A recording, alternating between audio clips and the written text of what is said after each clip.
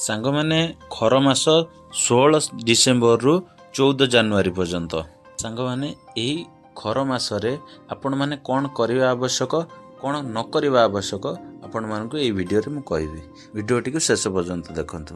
जय श्री राम जय महावीर। बंधु माने एही समय रे कोनोसी प्रकार शुभ काम करवा कथा नुहे।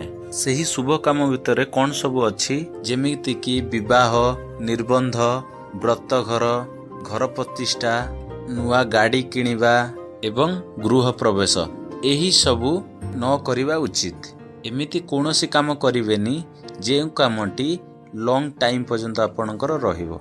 बंधु माने खर मास समय रे सूर्यदेव धनु राशि रे प्रवेश करिसंथि।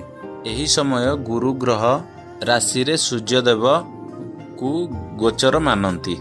एही समय रे किछि भी शुभ काम करबाकू चाहूथिले एही समय एवं जोग शुभ फलदायक नुहे।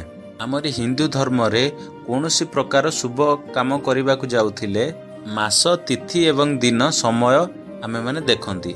सेथि पई एही खर मास सांग माने आपण माने जानिले कोन न करबा आवश्यक एबे जानंतु कोन करबा आवश्यक।